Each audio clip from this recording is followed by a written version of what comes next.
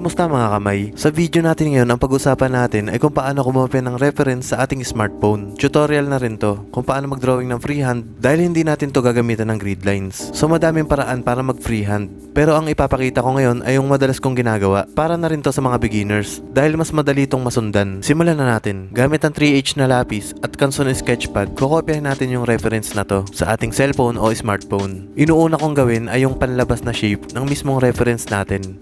Tinatansya pa lang naman natin yung ganito. Hindi pa to yung final. Ito yung magiging guide natin upang masigurado na nakasentro sa papel yung portrait.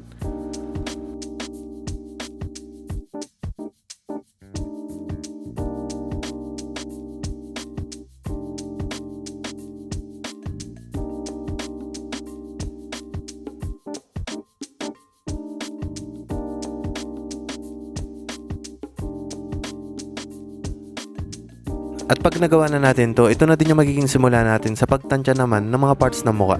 So inuuna kong gawin yung kilay at mata. Ang magiging guide natin sa pagpwesto nito ay yung hairline at tenga. Tansyahin lang natin kung gaano kalayo yung kilay sa hairline. Depende yan kung gaano kalaki yung noon ang dinodrawing mo.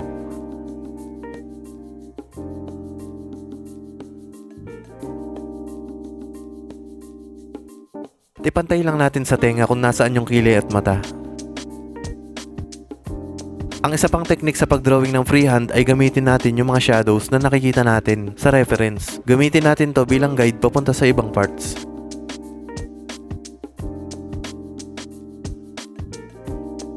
Medyo madaming linya at sketch yung paraan ko na to pero okay lang yan. Hindi pa naman to yung final output. Nagsusukat pa lang tayo. Madami pa tayong adjustments habang ginagawa to. Madami din ba na mangyayari dahil habang binubuo natin to, mas nakikita natin yung mga dapat itama. So ganun lang din sa ibang parts. Check lang natin lagi sa reference kung saan nakatapat yung bawat isa.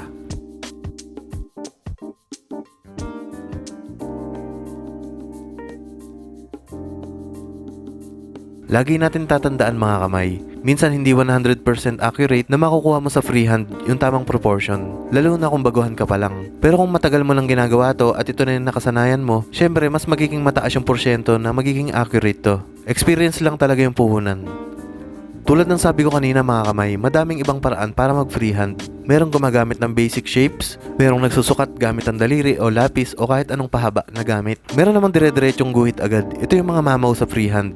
Ito yung sinasabi ko kanina na matagal nang gumagamit nito. Ito muna yung tinuro ko sa ngayon dahil ito yung pinakakabisado ko. Hayaan nyo next time aaralin kong mabuti yung ibang teknik at pangakong ibabahagi ko din ito sa inyo.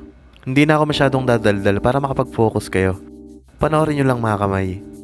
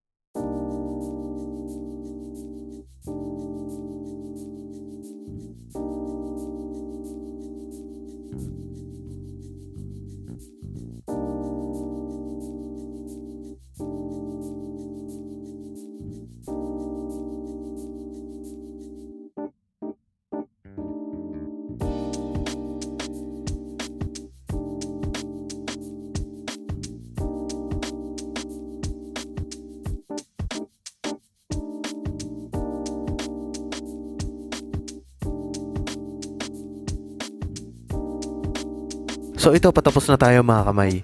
Sana nakatulong yung ibinahagi ko ngayon. Sketch pa lang to mga kamay. Pag in-enhance na natin to gamit ang charcoal o graphite, syempre mas makikita pa natin kung mayroon bang mga dapat i-adjust. Ito yung paraan ko sa pagkopya ng reference sa cellphone. Ang advantage nito ay nasusum natin yung mga detalye na hindi natin masyadong makita. Pero maganda din yung mga reference na nakaprint sa papel, na same size sa papel na dodrawingan natin. Sa susunod yun naman yung gagawin natin at ipapakita ko sa inyo. Hanggang dito na lang mga kamay. Sana may natutunan kayo. At sa mga mas magaling sa akin dyan, tulungan nyo na lang ako na turuan yung mga beginners. Huwag po kayo magalit sa comment section. Peace tayo. At shoutout nga pala sa mga solid kamay dyan.